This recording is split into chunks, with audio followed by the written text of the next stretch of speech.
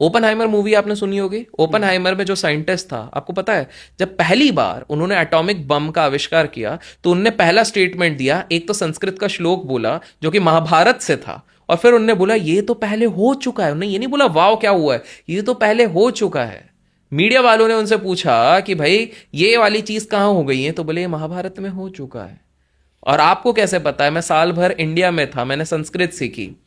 बोले मैंने वहीं से ये वर्ड सीखा, ट्रिनिटी, क्योंकि यहां पर त्रिदेवों का राज था, ब्रह्मा विष्णु महेश्वर, और उनके प्रोजेक्ट का नाम भी ट्रिनिटी था। अवतार मूवी जो सबसे ज्यादा ब्लॉकबस्टर हुई थी, उसके डायरेक्टर से पूछा गया कि आपको रेफरेंस कहां से मिला, तो उन्होंने बोला मैंने सनातन धर्म का रेफरेंस लिया है। मैंने देखा कि वहां पर कहा जाता है जो सबसे पावरफुल भगवान, जो लेटेस्ट भगवान थे, जो सबसे मेन भगवान थे, श्री कृष्ण जी की मैं बात करूं, वो नील रंग के थे, इसलिए मैंने सबको नील रंग में प्रकट किया। मैंने वहां पर देखा कि वहां पर जब मैंने पता किया कि कृष्ण जी क्या थे, बोले वो एक अवतार थे। तो अवतार एक संस्कृत शब्द था, मैंने वहां से जाके अवतार शब्द को लिया।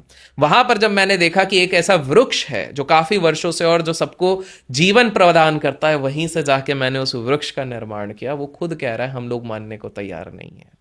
क्या आपको पता है वकांडा वकांडा हम लोग करते रहते हैं एवेंजर्स देखने के बाद, हेल वकांडा हेल वकांडा। ये कैसा विडंबना है कि ब्लैक पैंथर मूवी जब आई तो वहां पर एक कबीला वाला क्या बोलता है, long live Hanuman. Sensor board ने थोड़ा सा कंट्रोवर्सी ना हो जाए इसलिए इसको हटाया था, लेकिन कैसे हो सकता है कि तो विदेशी लोग भी कहीं ना कहीं, ये कैसा है, विल स्मिथ जो इतना बड़ा एक्टर है वो खुद कहता है मैं कहां से चीजें सीख रहा हूं, महाभारत से सीख रहा हूं, मैं भगवत गीता से सीख रहा हूं। जब उनसे सदगुरु मिलने जाते हैं तो वो सबसे पहली बार महाभारत के बारे में उनसे वार्तालाप करते हैं, तो इससे ज्यादा हैरानी वाली बात कौन सी हो सकती है? विल स्मिथ कह रहा है। तो आप मोटा मोटी देखोगे तो भाई साहब ये सारे के सारे लोग जितने भी हैं, ये कहीं ना कहीं कंप्लीटली जानते हैं, बिलीव करते हैं कि इस तरह की चीजें होती हैं। इवन अगर हम बात करें नीम करोली बाबा की, तो वो भी वैसे ही हुआ ना, है इंडिया में, लेकिन हमें उनकी वैल्यू नहीं पता थी पर जब बाहर तक वालों ने वो लोग नहीं आए। जब तक रामदास ने उनके बारे में ज्यादा प्रचलित नहीं करी, तब तक हम मानने को तैयार नहीं है। तो कहा जाता है वो भी हनुमान के ही अवतार थे। हाँ, कुछ लोग कहते हैं कि वो हनुमान जी के अवतार थे और कुछ लोग कहते हैं वो उनके दास थे। लेकिन जो उस समय पे उनके साथ रहे, अब तो पूर्वज हो गए काफी लोग, लेकिन उनका ये कहना है कि वो साक्षात हनुमान जी थे। वो आंख बंद करके अगर बोलते थे वर्षा हो जाएगी तो वर्षा हो जाती थी। अगर वो कहते थे कि भाई आज यहाँ पर सब कुछ कुशल मंगल होगा तो कुशल मंगल होगा।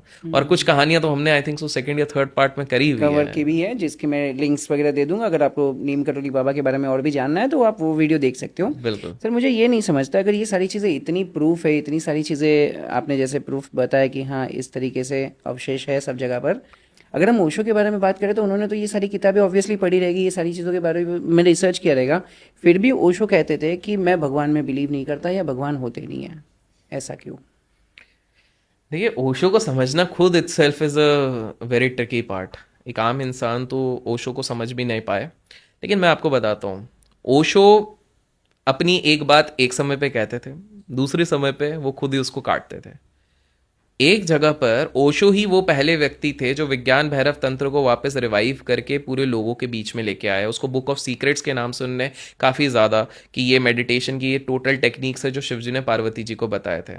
आप जान के हैरान हो जाओगे, ओशो ने ही श्री कृष्ण के बारे में इतना प्यारा प्यारा लिखा, उनके पूरे वॉल्यूम से उस पर कृष्ण जी के अष्टवक्र गीता जो उन्होंने लिखा हुआ है वो भी इतना प्यारा, अगर कोई सुनेगा तो उसका दिमाग पूरा हिल जाएगा।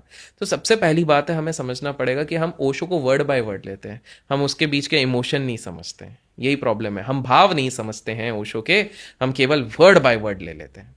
भाव उनका ये था कि भाई आप जब तक किसी चीज को फील ना करो तब तक आप उस चीज पे बिलीव ना करो। That is basically what Osho wanted to say. Osho कभी ये नहीं कहना चाहते थे कि ईश्वर नहीं है ना भगवान है, बट उनका ना आलोचना ये रहती थी कि भगवान की खोज में बहुत सारे लोग पाखंड में लगे पड़े हुए हैं, बहुत सारे लोग अलग अलग विधियां कर रहे हैं, अलग अलग चीजें कर रहे हैं। जब ईश्वर ने खुद ने लिख दिया है कि कर्म करते जा, फल की चिंता मत कर, अपने कर्म पे फोकस कर, कर्म छोड़ के इंसान सब कुछ कर रहा है। आप देखो, मतलब ये तो वही बात हुई ना, एक बच्चा है, बच्चा बिना पढ़े बस बिकॉज मैं भगवान को याद कर रहा हूं मेरे को टॉपर हो जाना चाहिए, ऐसा तो नहीं होगा ना। वो अगर अपने काम को भगवान मानकर अच्छे से पढ़ेगा तब होगा ना वो टॉपर। करेक्ट। तो ओशो के बताने के तरीके बहुत अलग थे। इनफैक्ट अगर पार्ट 5 लोग लिखते हैं, या अगर लोगों को चाहिए कि ओशो पे पूरा डेडिकेटेड ही अपन करें, क्योंकि ये ना बोलने के लिए बड़ा आसान है, देखो घूम फिर के लोगों को सुनना ये रहता है ओशो की कितनी रोल्स रॉयस है, ओशो के ओरेगन में क्या होता था, लाइफस्टाइल में क्या होता था, रजनीशपुरम में सेक्स होता था कि नहीं होता था, सबको इसी चीज से मतलब है।